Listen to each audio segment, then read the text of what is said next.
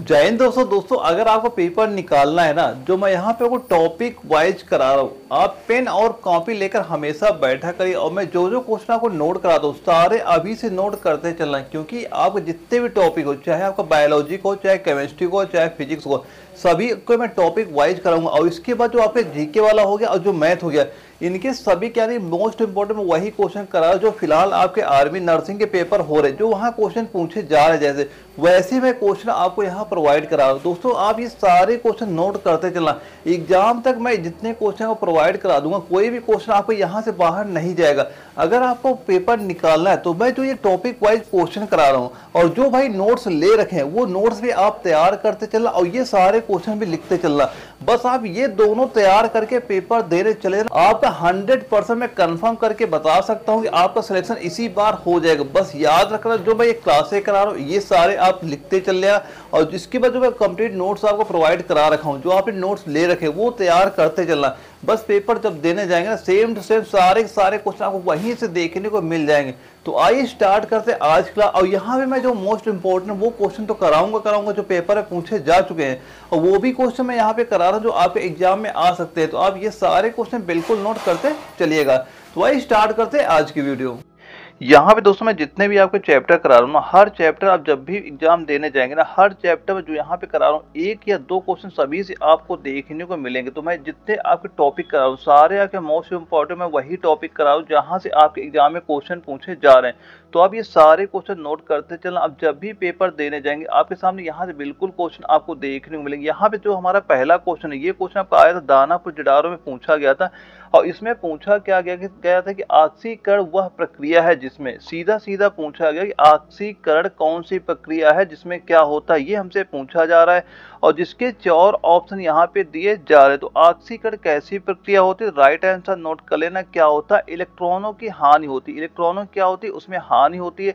इस क्वेश्चन का right answer क्या हो जाएगा, ऑप्शन नंबर ए हमारा बिल्कुल राइट आंसर आपका हो जाता है। जैसे कि आप ऐसे भी समझ सकते हैं, जो हमारा सोडियम हो गया, अब सोडियम से जैसे ही आपका एक इलेक्ट्रॉन मान लो यहाँ से निकलता है तो इसे हम क्या लिखते हैं, इसे लिखा जाता है Na+। जो ये क्या हो जाता है, ये आपकी कैसी क्रिया होती है, ये आपकी ऑक्सीकरण प्रक्रिया आपकी हो जाती है।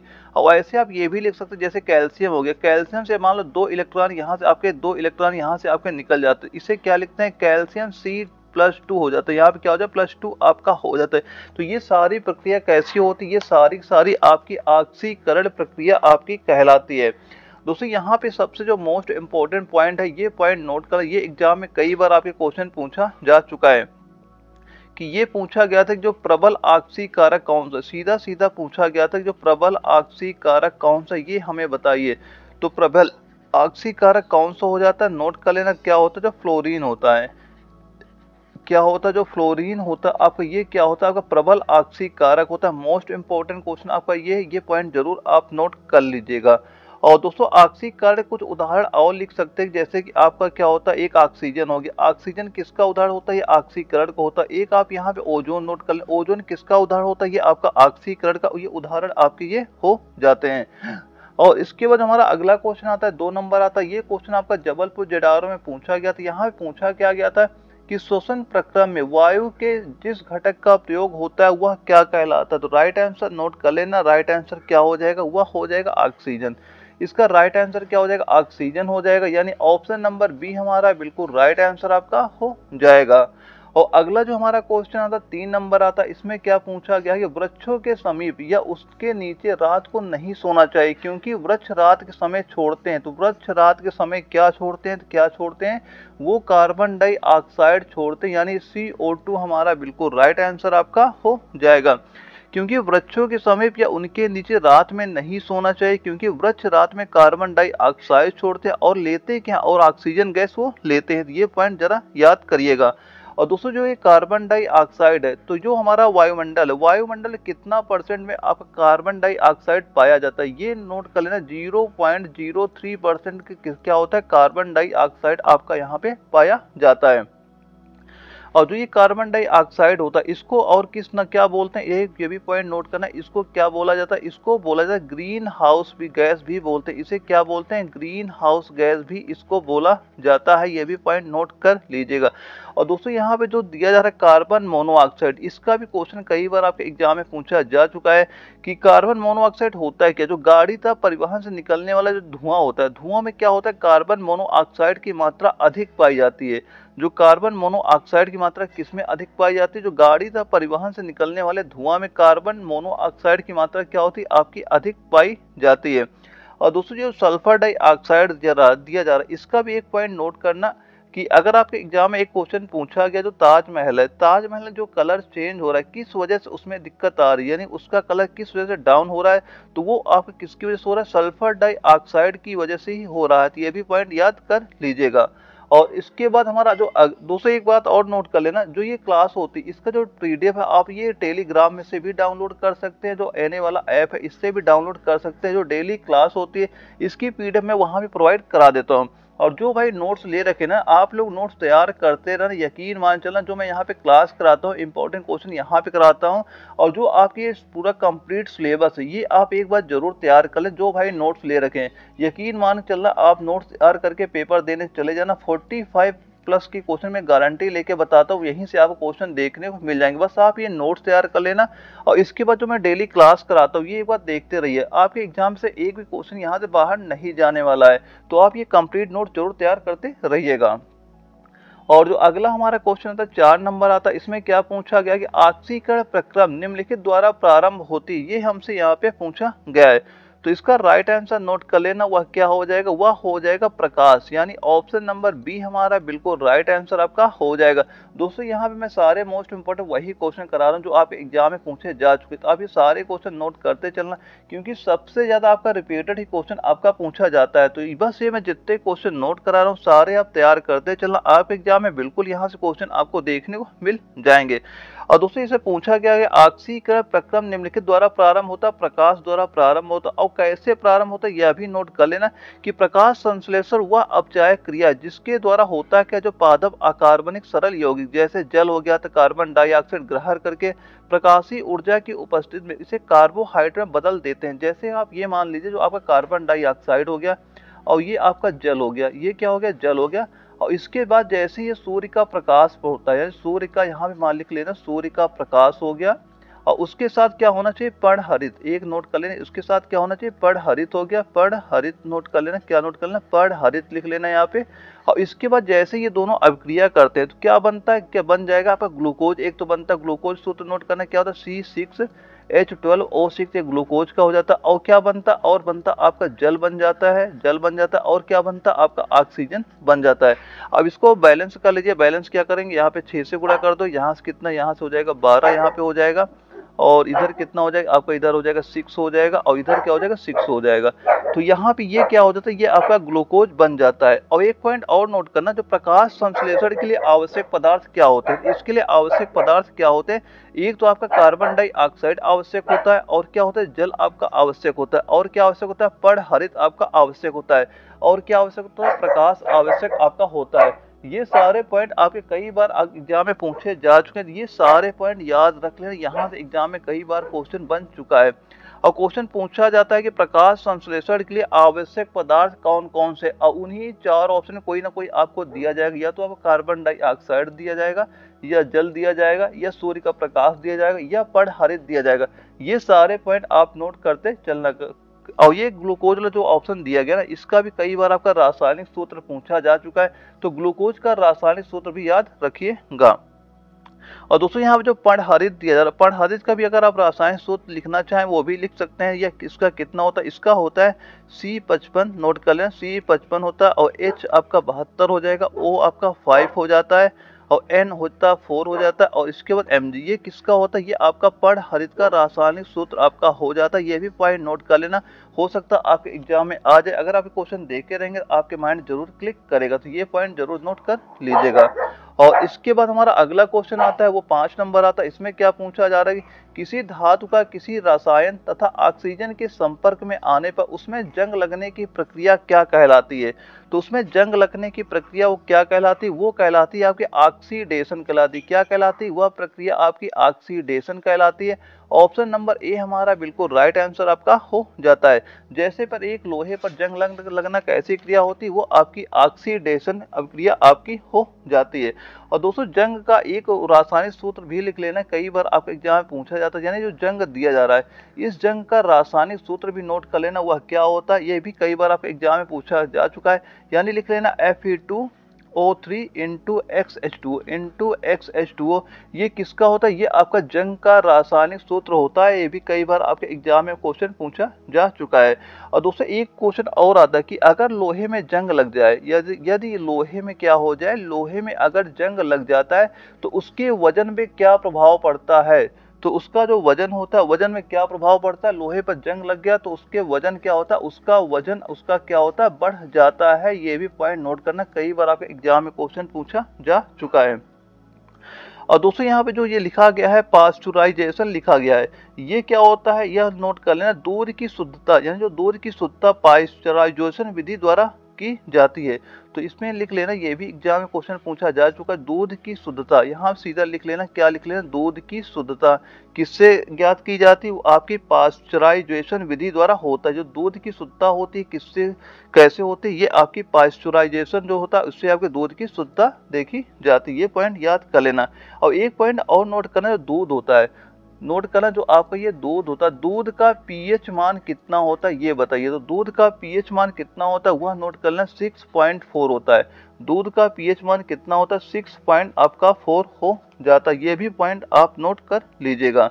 और दोस्तों इसके बाद हमारा अगला क्वेश्चन आता है, 6 नंबर आता है। इसमें क्या पूछा गया कि निम्नलिखित में से कौन सी धातु ऑक्सीजन के साथ तेजी से अपक्रिया करती है? तो कौन सी धातु हो जाएगी? तो राइट आंसर नोट कर लेना, धातु का नाम क्या हो जाएगा? वह हो जाएगा हमारा मैग्नीशियम। क्या हो जाएगा? मैग्नीशियम हो जाएगा। यानी ऑप्शन नंबर ए हमारा बिल्कुल राइट आंसर आपका हो जाता है। और दोस्तों जो मैग्नीशियम आपका दिया जा रहा है, तो मैग्नीशियम होता क्या? यह आपकी एक क्षारीय मृदा धातु है। ये कैसी धातु है? ये भी लिख लेना, कैसी धातु? ये आपकी जो मैग्नीशियम होती है ये आपकी क्षारीय मृदा धातु आपकी होती है। ये पॉइंट याद रखिएगा। और दोस्तों जो ये Fe दिया जा रहा है, किसका रासायनिक सूत्र होता है? ये आपका जो लोहा है, लोहा क्या होता है? लोहा को क्या बोलते हैं? Fe बोला जाता है। ये भी पॉइंट याद रखिएगा। और इसके बाद हमारा अगला क्वेश्चन आता है। इसमें पूछा जा रहा है 7 नंबर में कि ऑक्सीकरण, यानी ऑक्सीकरण है क्षति, ऑक्सीकरण है क्षति। तो इसका राइट आंसर नोट कर लेना, राइट आंसर कितना हो जाएगा? वह हो जाएगा हमारा इलेक्ट्रॉनों की। क्या हो जाएगा? इलेक्ट्रॉनों की हो जाएगी। जो हमारा पहला क्वेश्चन किया था उसमें हमने इसे बताया। तो ऑक्सीकरण है क्षति, किसकी क्षति यहाँ पे होती है? इलेक्ट्रॉनों की क्षति होती है। तो ऑप्शन नंबर जो ए हमारा दिया जा रहा है ये बिल्कुल राइट आंसर हमारा हो जाता है। और दोस्तों यहाँ पे जो एक प्रोटॉन दिया है, प्रोटॉन के भी एक दो पॉइंट नोट करना, इसके भी एग्जाम में पूछे जाते हैं। जो प्रोटॉन होता है यह आपका एक धनात्मक विद्युत आवेश युक्त मूल कण है, और जो परमाणु के नाभिक में न्यूट्रॉन के साथ आपका ये रहता है। और इसका एक पॉइंट ये नोट करना कि जो प्रोटॉन होती है, प्रोटॉन की खोज किसने की थी? ये एग्जाम में क्वेश्चन पूछा जा चुका है। तो प्रोटॉन की खोज किसने की थी? नोट करना, रदरफोर्ड ने। किसने की है? रदरफोर्ड ने प्रोटॉन की खोज की थी। ये एग्जाम में क्वेश्चन पूछा जा चुका है। और कब की थी? ये की थी उन्होंने 1920 इसमें प्रोटॉन की खोज की थी इन्होंने। और दोस्तों जो आपको ये इलेक्ट्रॉन दिया जा रहा है, इलेक्ट्रॉन के बारे में एक दो पॉइंट और याद रखना। जो इलेक्ट्रॉन क्या होता है? इलेक्ट्रॉन जो परमाणु के नाभिक के चारों चक्कर लगाता है आपका, और परमाणु के केंद्र में नाभिक होता है जिसका घनत्व तो बहुत अधिक होता है। और न्यूट्रॉन के बारे में एक पॉइंट और नोट करना, तो न्यूट्रॉन जो होता है यह आपका एक आवेश रहित मूल कण है जिसका खोज किसने की थी? तो न्यूट्रॉन की खोज किसने की थी ये नोट करना, एग्जाम में क्वेश्चन पूछा जा चुका है। तो न्यूट्रॉन की खोज किसने की थी? ये खोज की थी जेम्स चैडविक ने। किसने खोज की थी? इसकी खोज की थी जेम्स चैडविक ने, इसकी खोज की थी। ये भी पॉइंट लिख लेना, कई बार आपके एग्जाम में क्वेश्चन पूछा जा चुका है। और अगला हमारा क्वेश्चन आता है 8 नंबर आता है। इसमें क्या पूछा जा रहा है? उस रासायनिक प्रतिक्रिया को क्या कहते हैं जिसमें ताप की उत्पत्ति होती है? तो उस प्रक्रिया को क्या बोला जाता है? उस प्रक्रिया को बोलते हैं ऊष्माक्षेपी प्रतिक्रिया बोलते हैं। क्या हो जाएगा? ऑप्शन नंबर डी हमारा बिल्कुल राइट आंसर आपका हो जाता है। और ये मोस्ट इंपोर्टेंट क्वेश्चन है, ये क्वेश्चन कई बार आपके एग्जाम में रिपीट हो चुका है। और इसके बाद जो हमारा अगला क्वेश्चन आता है 9 नंबर आता है। इसमें क्या पूछा जा रहा है? निम्नलिखित में से कौन सा अपचायक नहीं है? इनमें से हमें ये बताना है कि कौन सा आपका इनमें से अपचायक आपका नहीं है। तो राइट आंसर क्या हो जाएगा? राइट आंसर नोट कर लेना, जो आपका दिया जा रहा है SO2 या निम्नलिखित में से कौन सा आपका अपचायक नहीं है, ये इसमें पूछा जा रहा है। तो इसमें अपचायक कौन सा नहीं हो जाएगा, तो राइट आंसर नोट करना, जो हमारा NaNO3 दिया जा रहा है ये आपका अपचायक नहीं होता है, क्योंकि यह क्या होता है, यह आपका प्रबल उपचायक होता है। नोट कर लेना, यह क्या होता है, यह आपका प्रबल एक उपचायक होता है। क्या होता है, ये आपका प्रबल एक आपका उपचायक होता है, ये अपचायक नहीं होकर ये आपका उपचायक होता है। ये पॉइंट याद रखिएगा। और इसको बोला क्या जाता है, इसको बोलते हैं क्या, सोडियम नाइट्रेट। इसको क्या बोला जाता है, यह भी नोट कर लेना, क्या बोलते हैं, इसको बोलते हैं सोडियम नाइट्रेट। क्या बोला जाता है, नोट कर लेना, क्या बोलते हैं, सोडियम नाइट्रेट इसे बोला जाता है। यह भी पॉइंट याद रखिएगा। और इसका एक अन्य नाम से भी इसको काफी जाना जाता है। इसका एक अन्य नाम नोट कर लेना, क्या होता है, वह भी कई बार एग्जाम में पूछा जा चुका। क्या होता है, वह आपका होता है चिली साल्ट पीटर होता है। क्या होता है, चिली साल्ट पीटर आपका होता है। यह भी पॉइंट याद रखिएगा कि यह जो NaNO3 होता है इसे क्या बोलते हैं, सोडियम नाइट्रेट बोलते हैं। यह आपका एक प्रबल उपचायक होता है और इसका अन्य नाम क्या होता है, चिली साल्ट पीटर के नाम से भी ये आपका काफी फेमस है आपका। ये पॉइंट याद रखिएगा। और अगला हमारा क्वेश्चन आता है 10 नंबर आता है। इसमें क्या पूछा जा रहा है कि निम्नलिखित में से कौन सा एक उपचायक एवं अपचायक दोनों का काम करता है, तो इसका राइट आंसर नोट कर लेना, क्या हो जाएगा, सल्फर डाइऑक्साइड जो SO2 दिया जा रही है। ऑप्शन नंबर बी हमारा बिल्कुल राइट आंसर आपका हो जाता है। और दूसरी यहाँ पे जो एक ऑप्शन आपका दिया जा रहा है KMNO4 दिया जा रहा है, जो यहाँ पे KMNO4 दिया, ये क्या होता है, इसका उपयोग कहाँ पे होता है, इसका उपयोग नोट कर लें कहाँ पे होता है, इसका उपयोग प्रयोगशाला और उद्योगों में आक्सीय कारक के रूप में, कहाँ किस रूप में होता है, आक्सीय कारक के रूप में होता है। और कीटाणुनाशक के रूप में किसका उपयोग होता है, KMNO4 का उपयोग वहां पे किया जाता है। ये भी पॉइंट आप याद रखिएगा। और दोस्तों यहाँ पे जो आपका एक दिया क्लोरीन दिया रहा है, क्लोरीन क्या होता है, जो क्लोरीन होता है ये आपका ऑक्सी म्यूरेटिक अम्ल भी कहा जाता है। क्लोरीन को क्या बोलते हैं, क्लोरीन को एक ऑक्सी म्यूरेटिक अम्ल भी आपका ये बोला जाता है। और क्लोरीन की खोज किसने की थी, ये एग्जाम में क्वेश्चन पूछा जा चुका है। तो क्लोरीन की खोज किसने की थी, इसकी खोज की थी सीले ने। इसकी खोज एक सीले नाम के वैज्ञानिक थे, इन्होंने इसकी खोज की थी। और कब की थी इसकी खोज की थी, इन्होंने 1774 ईस्वी में इसकी खोज की थी। और ये जो आपका आता है, ये जो क्लोरीन होता है, ये आपका जो पी ब्लॉक होता है, पी ब्लॉक का ये आपका तत्व आपका क्लोरीन आपका हो जाता है। अगर हम क्लोरीन की बात करें तो क्लोरीन का जो रंग होता है, क्लोरीन का रंग कैसा होता है, क्लोरीन का जो रंग होता है ये आपका होता है पीले, नोट करें रंग भी कई बार एग्जाम में आया, या पीले हरे रंग का होता है। इसका रंग कैसा होता है, ये आपका पीले हरे रंग का आपका ये होता है। और इसका एक पॉइंट और नोट करना, एग्जाम में कई बार क्वेश्चन यहाँ से बनता है, इसका जो विद्युत बंधुत्व होता है ये सर्वाधिक होता है। ये भी नोट करना, इसका जो आपका क्या होता है, विद्युत बंधुत्व होता है। नोट करना क्या होता है, जो इसका विद्युत बंधुत्व होता है ये आपका सर्वाधिक आपका होता है, यानी कि बहुत अधिक ये आपका होता है, इसका जो विद्युत बंधुत्व आपका होता है। और इसका प्रयोग कहाँ पे होता है, इसका प्रयोग भी एक पॉइंट नोट कर लें, कहाँ पे इसका प्रयोग किया जाता है, इसका प्रयोग होता है विरंजन के रूप में होता है। कहाँ पे इसका प्रयोग होता है, विरंजन के रूप में इसका प्रयोग किया जाता है।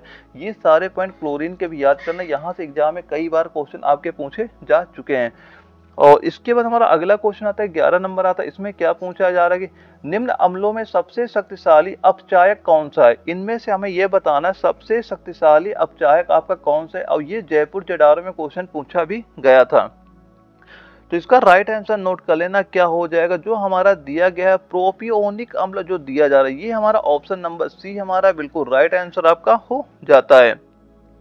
और दोस्तों एक पॉइंट और नोट कर, जो प्रोपोनिक अम्ल दिया जाता है इसका रासायनिक सूत्र क्या होता है, कैसे ये लिखा जाता है, ये भी नोट करना, C2H5 और COOH। ये क्या होता है, आपका प्रोपियोनिक अम्ल हो जाता है। और इसकी खोज कब हुई थी, इसकी खोज हुई थी 1800, नोट कर लेना खोज कब की गई थी, 1844 में जॉन गोटलेब ने किया था। किसने खोज की, जॉन गोटलेब ने इसकी खोज की थी। और दोस्तों यहाँ पे एक दिया जा रहा है, जो हमारा दिया गया फार्मिक अम्ल, तो फार्मिक अम्ल का भी रासायनिक सूत्र क्या होता है, ये भी नोट करना, क्या होता है, CHCOH होता है।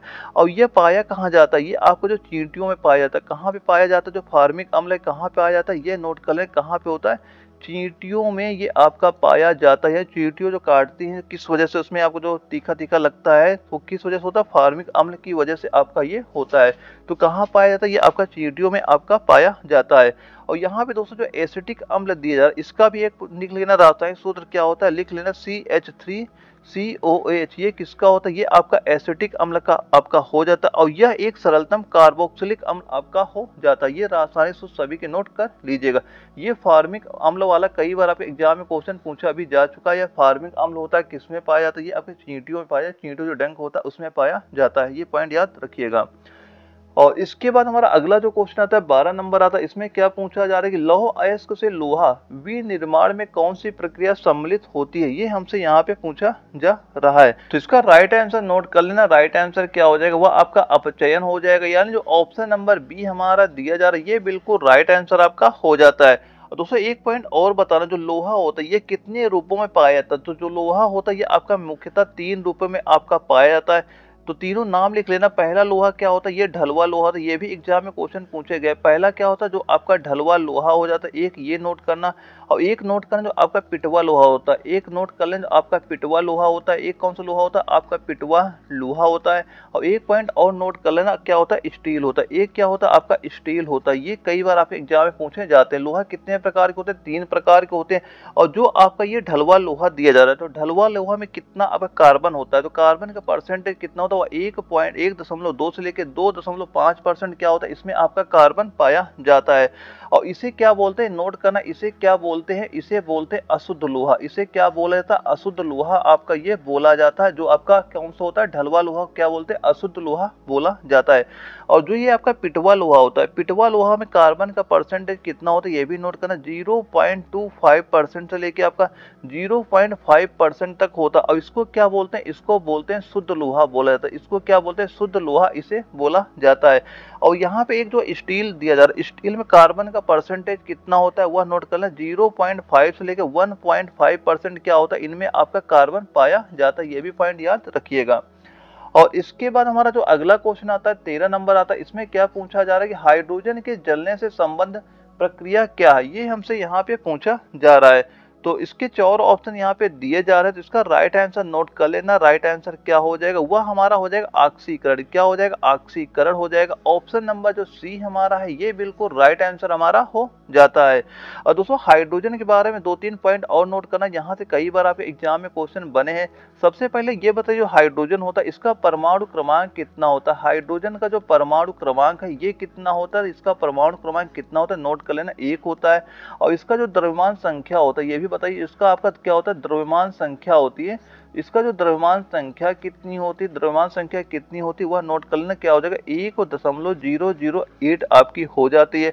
और ये बताइए जो हाइड्रोजन है, हाइड्रोजन की खोज किसने की है, ये एग्जाम में कई बार क्वेश्चन आ चुका है। तो हाइड्रोजन की खोज किसने की है, इसकी खोज की थी हेनरी ने की थी। किसने खोज की थी, इसकी खोज की थी हेनरी कैवेंडिश ने इसकी खोज की थी। और कब की गई थी इसकी खोज, 1766 ईस्वी में इसकी खोज की गई थी। ये भी पॉइंट याद रखिएगा। और इसके बाद जो हमारा अगला क्वेश्चन आता है 14 नंबर आता है। इसमें क्या पूछा जा रहा है कि निम्न रासायनिक तत्वों में से किस तत्व की अपनी सभी यौगिकों में ऑक्सीकरण अवस्था समान रहती है, ये हमसे यहाँ पे पूछा जा रहा है। तो इसका राइट आंसर नोट कर लेना। राइट आंसर क्या हो जाएगा, फ्लोरीन हो जाएगा। जो हमारा ये फ्लोरीन दिया जा रहा है ये हमारा बिल्कुल राइट आंसर आपका हो जाएगा। यानी ऑप्शन नंबर बी इसका बिल्कुल राइट आंसर आपका हो जाएगा। इसका ऑप्शन देख ले थोड़ा ऊपर नीचे हो गया, लेकिन राइट आंसर क्या हो जाएगा, फ्लोरीन हमारा बिल्कुल राइट आंसर आपका हो जाता है।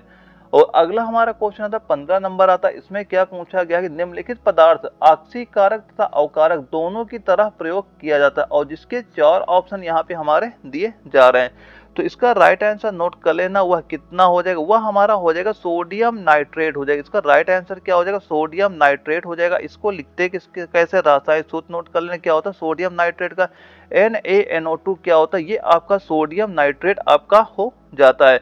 और दोस्तों यहाँ पे अगर बात चली रही तो सोडियम नाइट्रेट के बारे में 1-2 पॉइंट और नोट कर लें। सबसे पहले बताइए सोडियम नाइट्रेट होता है इसकी गंध कैसी होती है। जो सोडियम नाइट्रेट होता है ये बताइए इसकी गंध कैसी होती है। इसकी गंध कैसी होती है, इसकी गंध जो होती है मीठी होती है। गंध कैसी होती है, मीठा होता है। ये पॉइंट नोट कर लीजिएगा। और एक पॉइंट और नोट कर, जो यहाँ पे सोडियम दिया गया, सोडियम सल्फाइड दिया जा रहा है। तो सोडियम सल्फाइड का रासायनिक सूत्र क्या होता है ये भी नोट करना, क्या होता है नोट करना, Na2S किसका होता है, सोडियम सल्फाइड का आपका रासायनिक सूत्र आपका हो जाता है। और इसका ये बताइए इसका उपयोग कहाँ पे होता है, जो हमें सोडियम सल्फाइड दिया जा रहा है इसका उपयोग कहाँ पे होता है, ये भी क्वेश्चन पूछा जा चुका है। तो इसका उपयोग कहाँ पे होता है, इसका उपयोग नोट करना, लुगदी हो गया था, कागज उद्योग में होता है। कहाँ पे होता है ये, इसका उपयोग नोट करना, कागज उद्योग में इसका उपयोग किया जाता है। किसका, सोडियम सल्फाइड का उपयोग कहाँ पे होता है, कागज उद्योग में इसका उपयोग किया जाता है। और अगला क्वेश्चन आता है 16 नंबर आता है, ये क्वेश्चन दानापुर जिडावरा में पूछा गया था। इसमें पूछा गया Na2H2O3 में जो सल्फर की ऑक्सीकरण अवस्था क्या है, ये इसमें पूछा गया। तो सल्फर की ऑक्सीकरण अवस्था क्या हो जाती, वो आपकी +2 इसमें हो जाती। ऑप्शन नंबर ए हमारा बिल्कुल राइट आंसर आपका हो जाता है। और दोस्तों ये बताइए जो आपका ये सल्फर होता है, जो यहाँ पे सल्फर दिया जा रहा है, तो सल्फर का ये बताइए उपयोग कहाँ पे होता है। सबसे पहले तो ये बताइए सल्फर दिया जा रहा है, सल्फर का आपका उपयोग कहाँ पे होता है। तो इसका उपयोग कहाँ पे होता है, रबड़ को वल्कनीकरण में इसका प्रयोग किया जाता है। कहाँ पे होता है, नोट कर लेना कहाँ पे इसका उपयोग होता है। जो रबड़ होता है, रबड़ को ये भी नोट करना, कई बार आपके एग्जाम में क्वेश्चन पूछा जा चुका है ये भी। तो रबड़ के वल्कनी कृत करने में, रबड़ के वल्कनीकृत करने में इसका आपका उपयोग किया जाता है, ये भी पॉइंट याद करना। और जो सल्फर होते हैं इसकी जो तीखी गंध किस वजह से होती है, ये जो सल्फर होती है इसकी तीखी गंध किस वजह से होती है, ये होती है जो सल्फ्यूरिस, जिसमें एक होता है सल्फ्यूरस यौगिक होता है। तो सल्फ्यूरस यौगिक की वजह से इसकी गंध कैसी होती है, तीखी गंध आपकी ये हो जाती है। और जो ये आपका सल्फर होता है, सल्फर क्या होता है, ये जल में अघुलनशील होता है। जो सल्फर होता है, नोट कर लेना क्या होता है, जो सल्फर होता है आपका ये जल में अघुलनशील होता है। क्या होता है, जल में अघुलनशील होता है। ये भी एग्जाम में क्वेश्चन आपका पूछा जा चुका है। तो जो सल्फर होता है जल में क्या होता है आपका अघुलनशील होता है। लेकिन एक ये भी नोट करना, जो सल्फर होता है, जो सल्फर होता है आपका एक CH2 होता है, इसमें क्या होता है, इसमें आपका ये घुलनशील होता है। इसमें क्या होता है, ये आपका क्या हो जाता है, घुलनशील आपका हो जाता है। दोस्तों यहाँ पे मैं जितने पॉइंट नोट कर रहा हूँ ये भी पॉइंट नोट करते चला, आप एग्जाम यहाँ से बिल्कुल क्वेश्चन आपको देखने को मिलने वाले हैं। और इसके बाद हमारा अगला क्वेश्चन आता है 17 नंबर आता है। इसमें क्या पूछा गया है, विद्युत धनात्मक तत्वों में संयोग करने की क्रिया को क्या कहा जाता है, ये हमसे यहाँ पे पूछा जा रहा है। तो संयोग करने की क्रिया को क्या बोलते हैं, अवकरण बोला जाता है। राइट आंसर नोट कर लेना, ऑप्शन नंबर बी हमारा बिल्कुल राइट आंसर आपका हो जाएगा। और ये क्वेश्चन आपका नागपुर जिडारो में आपका पूछा भी गया था। और अगला हमारा क्वेश्चन आता है 18 नंबर आता है। इसमें पूछा जा रहा है उपचयन में क्या होता है, ये हमसे यहाँ पे पूछा जा रहा है। पहला दिया जा रहा है कि किसी पदार्थ में हाइड्रोजन विस्थापित होता है। दूसरा ऑप्शन दे रहा है कि किसी पदार्थ में धन विद्युत तत्व जोड़ा जाता है और धन विद्युतीय तत्व का अनुपात बढ़ता है। तो नीचे दिए गए कोड का प्रयोग कर सही उत्तर बताइए। तो इसका राइट आंसर क्या हो जाएगा, राइट आंसर नोट कर लेना क्या हो जाएगा। जो यहाँ पे ऑप्शन नंबर ए हमारा दिया जाता है, यानी केवल एक, यानी उपचयन ऑक्सीकरण में क्या होता है, किसी पदार्थ में हाइड्रोजन विस्थापित होता। ऑप्शन नंबर एक इसका जो दिया जा रहा है, ऑप्शन नंबर ए हमारा बिल्कुल राइट आंसर आपका हो जाता है। और दोस्तों जो अगर हाइड्रोजन की बात हो रही, तो हाइड्रोजन के बारे में एक दो पॉइंट और नोट करना, ये भी कई बार आप एग्जाम में पूछे जा चुके हैं। जो हाइड्रोजन होती है यह गैस कैसी होती है, ये आपकी वायु से हल्की होती है। ये गैस कैसी होती है, ये आपकी जो हाइड्रोजन गैस होती है वायु से ये आपकी हल्की गैस आपकी होती है। और हाइड्रोजन का अगर ये पूछ लिया जाए, ये बताइए हाइड्रोजन का रंग कैसा होता है, तो हाइड्रोजन रंग कैसा होता है, ये आपकी रंगहीन होती है, यानी इसका कोई भी रंग आपका हाइड्रोजन का नहीं होता है। और ये रंगहीन हो गया, और लिख लेना ये स्वादहीन हो जाती है, यानी इसका कोई भी स्वाद भी आपका हाइड्रोजन का आपका नहीं होता है। ये सारे पॉइंट नोट कर लेना। और ये तो सभी को पता ही होगा, जो हाइड्रोजन होते हैं, हाइड्रोजन समस्थानिक कितने होते हैं, हाइड्रोजन के समस्थानिक कितने होते हैं, हाइड्रोजन 3 समस्थानिक होते हैं। कौन कौन से होते हैं, एक तो हमारा लिखना प्रोटियम होता है, एक ड्यूटेरियम होता है, एक ट्राइटियम होता है। ये तीनों क्या होते हैं, हाइड्रोजन के समस्थानिक आपके ये तीनों हो जाते हैं। और अगला क्वेश्चन हमारा आता है 19 नंबर आता है। इसमें क्या पूछा गया है, निम्नलिखित में से सबसे प्रबल ऑक्सीकारक एजेंट क्या है। और ये क्वेश्चन आपका दानापुर जिडारो में पूछा गया था। तो इसका राइट आंसर नोट कर लेना, वह क्या हो जाएगा, वह हमारा फ्लोरीन हो जाएगा। क्या हो जाएगा, फ्लोरीन हो जाएगा। यानी ऑप्शन नंबर जो सी हमारा दिया जा रहा है, ये हमारा बिल्कुल राइट आंसर आपका हो जाता है। और दोस्तों जो फ्लोरीन होता है, ये क्या होता है, ये सर्वाधिक विद्युत ऋणात्मक तत्व भी आपका ये होता है। और इसका परमाणु क्रमांक की बात करें, जो फ्लोरीन होता है, ये बताइए इसका परमाणु क्रमांक क्या होता है। जो फ्लोरीन होता है इसका परमाणु क्रमांक क्या होता है, तो परमाणु क्रमांक नोट कर लेना 9 होता है। और इसका द्रव्यमान संख्या क्या होती है, ये भी नोट कर लेना। इसका जो आपका द्रव्यमान संख्या होती है, तो फ्लोरीन की द्रव्यमान संख्या कितनी हो जाती है, वो आपकी 19 आपकी हो जाती है। और जो फ्लोरीन होता है ये सर्वाधिक विद्युत ऋणात्मक होता है, ये भी नोट कर ले। फ्लोरीन क्या होता है ये लिख लेना, यानी कि क्या होता है, सबसे अधिक यानी कि सबसे अधिक क्या हो जाता है, ये भी एग्जाम में क्वेश्चन पूछा जा चुका है। सबसे अधिक आपका विद्युत ऋणात्मक तत्व आपका होता है, विद्युत ऋणात्मक तत्व आपका होता है। ये एग्जाम में कई बार क्वेश्चन आपका पूछा जा चुका है। ये सारे पॉइंट आप नोट कर लीजिएगा। और दोस्तों अगर इसकी बात करें कि यह कैसी गैस होती है, तो आपकी यह पीले रंग की गैस होती है। जो आपकी फ्लोरीन होती है किस कलर की होती है, इसका रंग भी नोट करें। इसका रंग कैसा होता है, कैसा रंग होता है, पीले रंग की होती है। कैसा रंग होता है, ये आपकी कैसी रंग की होती है, पीले रंग की आपकी ये एक गैस होती है। ये सारे पॉइंट याद रखिएगा। और अगला हमारा क्वेश्चन आता है 20 नंबर आता है। इसमें क्या पूछा जा रहा है, किसी भी अक्रिय गैस का ऑक्सीडेशन नंबर क्या होता है, ये हमसे यहाँ पे पूछा जा रहा है। तो इसका राइट आंसर नोट कर लेना, वह क्या हो जाएगा, वह हो जाएगा शून्य। क्या हो जाएगा, शून्य हो जाएगा। और ये बताइए अक्रिय गैसें होती कौन कौन सी, अक्रिय गैसें कौन कौन सी होती, एक तो हमारा हीलियम हो गया, एक हमारी ये क्या हो गया नियॉन हो गई, एक क्या हो गया आर्गन हो गया, एक क्या हो गया क्रिप्टॉन हो गया, और एक मान लो ऐसी क्या होती है, ये सारी गैसें जो हमारी दी जा रही कैसी गैसें होती है, ये सारी की सारी आपकी अक्रिय गैसें आपकी ये हो जाती हैं। और अगला क्वेश्चन आता है 21 नंबर आता है। इसमें क्या पूछा जा रहा है, खाद्य पदार्थों का ऑक्सीकरण होने से रोकने के लिए दिन में से किस गैस का उपयोग किया जाता है, ये हमसे यहाँ पे पूछा जा रहा है। तो राइट आंसर क्या हो जाएगा, राइट आंसर नोट करना, कौन सी गैस का प्रयोग करते हैं, नाइट्रोजन गैस का यहाँ पे प्रयोग किया जाता है। ऑप्शन नंबर ए हमारा बिल्कुल राइट आंसर आपका ये हो जाता है। दोस्तों एक बात याद रखना, जब खाद्य पदार्थ में उपस्थित जो वसा हो गया या तेल के कारण क्या होता है, इसका जो ऑक्सीकरण होता है तो इसका जो स्वाद हो गया, रंग हो गया, तो गंध होता है, ये क्या होता है परिवर्तित हो जाते हैं। आपने देखा भी होगा जो खाना बासी हो जाता है, तो खाना बासी हो जाता है उसका रंग क्या होता है, रंग भी चेंज हो जाता है, और उसकी जो गंध होती है यानी उसकी स्मेल भी चेंज हो जाती है। किस वजह से होते हैं, इसी वजह से आपका हो जाता है। और दूसरा एक पॉइंट ये नोट करना, ये भी कई बार आपके एग्जाम में क्वेश्चन पूछा जा चुका है कि अगर जो सेब होता है, अगर जो सेब होता है, सेब को काटा जाता है, सेब को अगर काटा जाता है तो वह किस वजह से उसका कलर चेंज हो जाता है, ये एग्जाम में कई बार क्वेश्चन आपका पूछा जा चुका है। तो किस वजह से उसका कलर चेंज होता है, यह जो लौ ऑक्साइड के बनने के कारण, इसका नोट करना, सेब को काटा जाता है जो उसका कलर होता है किस वजह से चेंज हो जाता है, तो इसका नोट कर लेना क्या होता है। एग्जाम में कई बार क्वेश्चन आपका पूछा जा चुका है, क्या हो जाएगा लौह ऑक्साइड, नोट कर लेना क्या हो जाएगा लौह ऑक्साइड।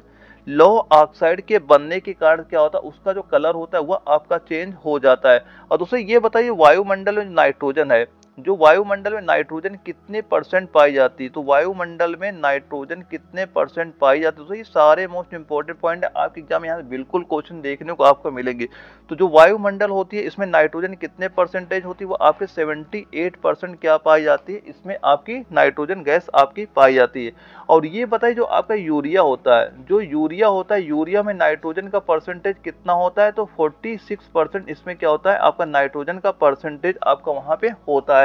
ये भी पॉइंट याद रख लीजिएगा। और दोस्तों नाइट्रोजन के बारे में एक दो पॉइंट और नोट करना कि जो नाइट्रोजन होता है, जो विद्युत बल्बों में तथा उच्च ताप मापने वाले तापमापी में भरने के काम भी आपकी नाइट्रोजन गैस आपकी आ जाती है। और एक पॉइंट ये भी याद रखना, जो कृत्रिम गर्भाधान के लिए बैल के वीर्य को द्रव होता है कहाँ पे रखा जाता है, ये भी आपका नाइट्रोजन में ही आपका रखा जाता है। ये सारे पॉइंट याद रखिएगा। और अगला हमारा क्वेश्चन आता है 22 नंबर आता है। इसमें क्या पूछा गया, इनमें से कौन सा पदार्थ फ्लोरोसेंट ट्यूब में उपस्थित गैस की प्रकृति के आधार पर एक विशेष रंग के साथ चमकता है, ये हमसे यहाँ पे पूछा जा रहा है। तो इसका राइट आंसर नोट कर लेना, वह क्या हो जाएगा, वह हमारा हो जाएगा प्लाज्मा। क्या होता है, प्लाज्मा होता है। ऑप्शन नंबर जो ए दिया गया है ये बिल्कुल राइट आंसर हमारा हो जाता है। दोस्तों ये सारे पॉइंट नोट करते चलना, आपके एग्जाम में यहाँ से बिल्कुल क्वेश्चन आपको देखने को मिलेंगे। और दोस्तों जो हाइड्रोजन के बारे में एक पॉइंट और नोट करना, जो एग्जाम में क्वेश्चन पूछा गया था, जो एक नोट करना, जो आपका द्रव हाइड्रोजन होता है, यानी जो हमारा नोट करना जो द्रव हाइड्रोजन होता है, इसका प्रयोग कहाँ पे होता है, जो द्रव हाइड्रोजन होता है इसका ये बताइए प्रयोग कहाँ पे होता है। तो इसका प्रयोग कहाँ पे होता है, नोट करना कहाँ पे होता है, प्रोडक्ट के रूप में। कहाँ पे होता है, इसका प्रयोग होता है प्रोडक्ट के रूप में, इसका प्रयोग किया जाता है। ये भी एग्जाम में कई बार क्वेश्चन पूछा जा चुका है। और दोस्तों जो हीलियम के बारे में एक पॉइंट नोट करना कि जो हीलियम होता है, हीलियम क्या होता है, हीलियम का जो प्रयोग होता है ये आपका वायुमंडलीय गुब्बारों में तथा ऑक्सीजन सिलेंडर में इसका प्रयोग होता है। हीलियम का प्रयोग कहाँ पे होता है, वायुमंडलीय गुब्बारों में तथा ऑक्सीजन सिलेंडर में इसका आपका प्रयोग किया जाता है। और जो यहाँ पे बोस आइंस्टीन संगठन दिया जा रहा है, संघनन दिया जा रहा है, ये क्या होता है, तो बोस आइंस्टीन संघनन क्या होता है, निम्नतम तापमान पर पाए जाने वाला पदार्थ की अवस्था कौन सी होती है, वो आपके बोस आइंस्टीन संघनन कहलाती है। ये भी याद रखना कि बोस आइंस्टीन संघनन क्या होता है, ये आपका निम्नतम तापमान पर पाए जाने वाला पदार्थ की अवस्था क्या कहलाती है, वह बोस आइंस्टीन संघनन आपकी कहलाती है। ये भी पॉइंट याद रखिएगा। और अगला जो क्वेश्चन आता है 23 नंबर आता है, इसमें क्या पूछा जा रहा है, निम्नलिखित में से कौन सा पदार्थ उच्च तापमान पर आसानी से ऑक्सीकृत नहीं होता, ऑक्सीकृत है जलता नहीं, ये हमसे यहाँ पे पूछा जा रहा है। ऑप्शन नंबर ए जो हमारा मिश्र धातु दिया जा रहा है, ये हमारा बिल्कुल राइट आंसर आपका हो जाता है। और इसके बाद हमारा जो अगला क्वेश्चन आता है 24 नंबर आता है, इसमें पूछा जा रहा है ऊष्माक्षेपी अभिक्रिया वह अभिक्रिया होती है जिसमें, और ये जयपुर जडारो में क्वेश्चन आपका पूछा भी गया था, तो ये कैसी प्रक्रिया होती है, तो राइट आंसर नोट कर लेना क्या होता है, इसमें आपकी ऊष्मा निकलती, कैसी प्रक्रिया होती है, इसमें आपकी ऊष्मा निकलती, यानी ऑप्शन नंबर जो डी हमारा दिया जा रहा है, ये हमारा बिल्कुल राइट आंसर आपका हो जाता है। और इसके बाद जो अगला क्वेश्चन आता है 25 नंबर आता है, इसमें क्या पूछा जा रहा है कि हाइड्रोजन पेरोक्साइड है, यानी जो हाइड्रोजन पेरोक्साइड होता है ये क्या है, ये हमसे यहाँ पे पूछा जा रहा है। तो हाइड्रोजन पेरोक्साइड क्या होता है, राइट आंसर नोट कर लेना क्या हो जाएगा, ऑक्सीकारक व अपचायक दोनों। तो हाइड्रोजन पेरोक्साइड क्या होता है, ये आपका ऑक्सीकारक व अपचायक आपका दोनों ये आपका हो जाता है। और अगला जो क्वेश्चन आता है 26 नंबर आता है, इसमें पूछा गया है कि वनस्पति घी का औद्योगिक उत्पादन की प्रक्रिया में शामिल है, और ये क्वेश्चन आपका नागपुर जटारो में आपका पूछा गया था, तो इसका राइट आंसर नोट कर लेना, वह क्या हो जाएगा, वह आपका अपचयन आपका हो जाएगा, नहीं वनस्पति घी के औद्योगिक उत्पादन की प्रक्रिया के अपचयन कहते हैं। और इसमें एक ये नोट करना कि इसमें उत्प्रेरक के रूप में किसका प्रयोग किया जाता है, ये एग्जाम में कई बार क्वेश्चन पूछा गया, तो इसमें उत्प्रेरक के रूप में किसका प्रयोग किया जाता है, तो नोट कर लेना किसका प्रयोग होता है, वह आपका निकिल का प्रयोग यहाँ पे किया जाता है, ये एग्जाम में कई बार क्वेश्चन पूछा गया, मोस्ट इंपोर्टेंट क्वेश्चन आपका ये बन जाता है। और दोस्तों ये बताइए जो उत्प्रेरक होता है, उत्प्रेरक की खोज किसने की थी, जो उत्प्रेरक है उत्प्रेरक की खोज किसने की थी, ये भी नोट कर लेना, उत्प्रेरक की खोज किसने की थी, एक वैज्ञानिक थे बर्जीलियस थे, एक वैज्ञानिक कौन थे, एक वैज्ञानिक थे बर्जीलियस थे, एक वैज्ञानिक थे बर्जीलियस, जिन्होंने क्या किया था, उत्प्रेरक की खोज की थी, ये भी पॉइंट याद रखिएगा। अगला क्वेश्चन आता है 27 नंबर आता है, इसमें क्या पूछा जा रहा है, एंजाइम कैसे पदार्थ होते हैं, और ये क्वेश्चन आपका दिल्ली जटारो में पूछा गया था, और ये आज का हमारा लास्ट क्वेश्चन है। दोस्तों यहाँ पे मैंने जितने क्वेश्चन नोट कराए हैं और जो हमने यहाँ पे पॉइंट नोट कराए, सारे पॉइंट नोट करना, सारे क्वेश्चन नोट करते चलना, आपके एग्जाम में यहाँ से बिल्कुल क्वेश्चन आपको देखने को मिलेंगे। इस चैप्टर का जो ऑक्सीकरण का है, कोई क्वेश्चन अगर आपका यहाँ का बनेगा, इन्हीं से क्वेश्चन आपको बनेगा, जो मैंने पॉइंट बताए वो सारे पॉइंट याद रखिएगा। और दोस्तों यह वीडियो अगर आपको जरा भी इन्फॉर्मेटिव लगती है, वीडियो को लाइक कर दें, ताकि मैं आगे चल के आपको ऐसे सभी टॉपिक के जो मेन इंपॉर्टेंट क्वेश्चन वो सारे मैं आपके सामने लाता रहूं। तो ये जितने मैं इंपॉर्टेंट पॉइंट बता रहा हूँ वो सारे पॉइंट नोट करते चलना, और वीडियो को लाइक करना ना भूलिएगा। और दोस्तों अगर आपने नोट्स नहीं लिया, नोट्स जरूर लेना, वो आपकी कंप्लीट नोट्स, यानी चाहे आपका बायोलॉजी हो, चाहे आपका केमिस्ट्री हो, चाहे आपका मैथ हो, चाहे जीके हो, चाहे फिजिक्स हो, सभी कंप्लीट ऑल सब्जेक्ट नोट्स, जो भाई ये नोट्स तैयार कर लेंगे ना, और जो मैं क्वेश्चन यहाँ पे कराता हूँ ये दोनों तैयार चलना, यकीन मान चलना 45 प्लस से ज्यादा आपके क्वेश्चन यहीं से देखने को आपको मिल जाएंगे, एक भी क्वेश्चन यहाँ से बाहर नहीं जाएगा अगर आपने कंप्लीट नोट्स सही से तैयार कर लेते हैं। तो बस आप मेहनत करते जाइए, और जो मैं डेली क्लास कराता हूँ इसके क्वेश्चन नोट करते चलना, और जो इंपॉर्टेंट पॉइंट भी नोट कराता हूँ वो भी सारे इंपॉर्टेंट पॉइंट नोट करते चलना, आपके एग्जाम में यहाँ से बिल्कुल क्वेश्चन आपको देखने को मिलेंगे, बस आप तैयार करते चलिएगा। तो दोस्तों इसमें पूछा गया एंजाइम कैसे पदार्थ होते हैं, तो एंजाइम ये कैसे पदार्थ होते हैं, राइट आंसर नोट कर लेना क्या होते हैं, ये जटिल कार्बनिक पदार्थों का साधारण पदार्थों में बदलते हैं। तो राइट आंसर क्या हो जाएगा, ऑप्शन नंबर जो बी हमारा दिया जा रहा है ये हमारा बिल्कुल राइट आंसर आपका हो जाता है। और दोस्तों एक बात और बताओ, एंजाइम शब्द का प्रयोग सबसे पहले किसने किया था, तो किसने किया था, ये विल्हम कुक थे, विल्हम थे वैज्ञानिक थे, उन्होंने किसका एंजाइम शब्द का सबसे पहले प्रयोग किया था, लिख लेना कौन वैज्ञानिक का नाम लिख लेना क्या होता है, विल्हम, ये वैज्ञानिक का नाम नोट कर लेना, एक वैज्ञानिक थे विल्हम नाम के वैज्ञानिक थे जिन्होंने एंजाइम शब्द का सबसे पहले प्रयोग किया था।